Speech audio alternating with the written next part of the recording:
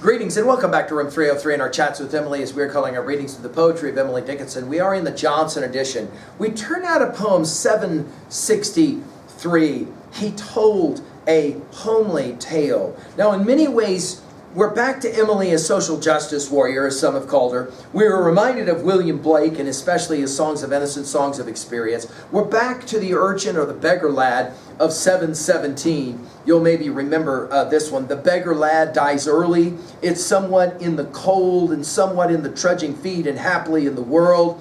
The cruel, smiling, bowing world that took its cambric way, nor heard the timid cry for bread, sweet lady charity.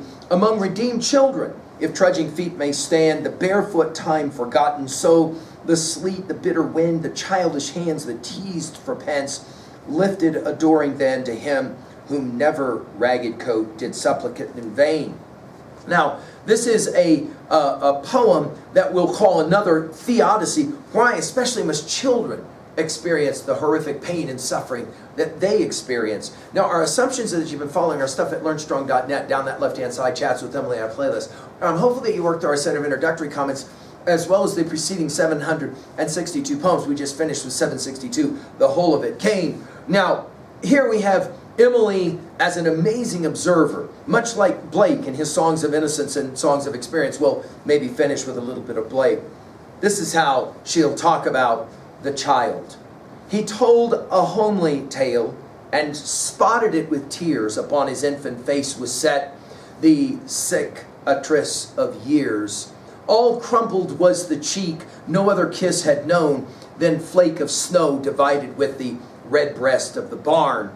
If mother in the grave, or father on the sea, or father in the firmament, or brethren had he, if commonwealth below or commonwealth above have missed a barefoot citizen, I've ransomed it alive.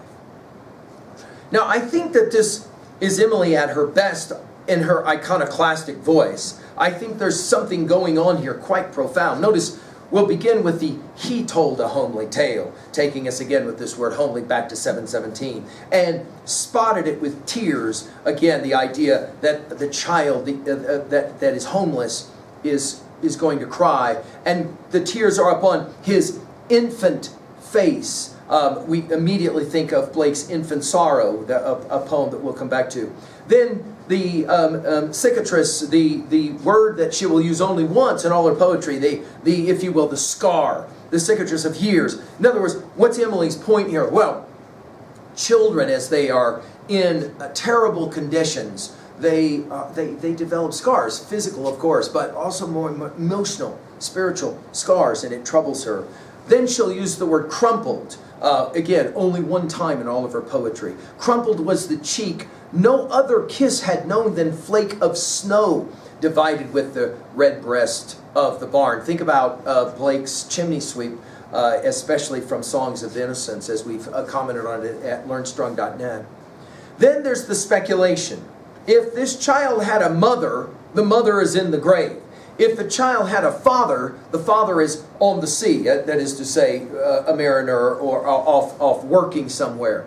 But then she follows it up with a second father in the firmament, or brethren had he. The use of the word brethren obviously is a religious term. What is her point here? Well, I think her point is that if this child had had a God in heaven to take care of it, or had had brethren in church to take care of it, and now all of a sudden she is starting to sound very much like Blake.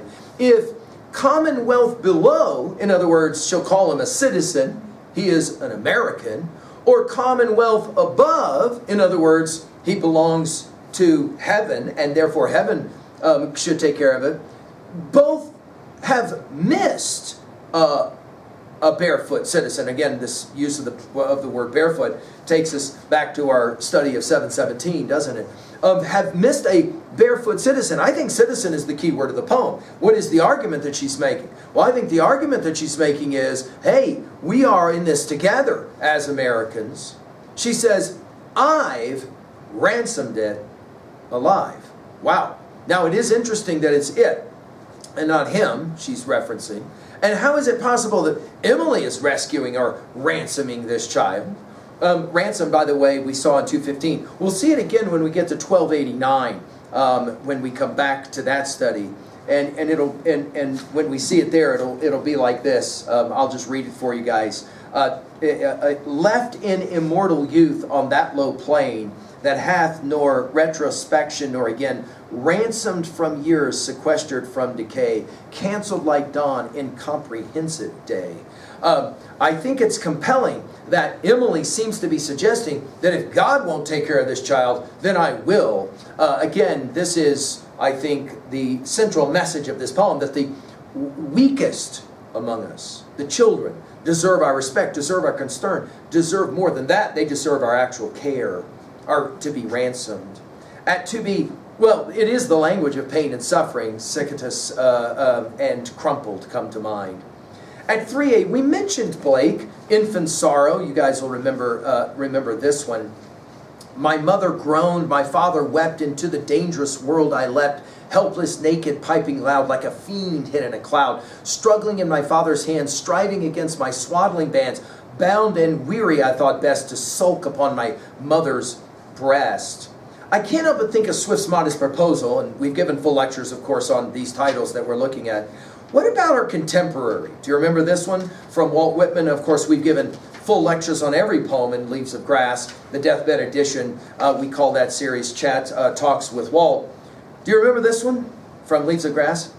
I sit and look out upon all the sorrows of the world, and upon all oppression and shame. I hear secret convulsive sobs from young men at anguish with themselves remorseful after deeds done. I see in low life the mother misused by her children, dying, neglected, gaunt, desperate.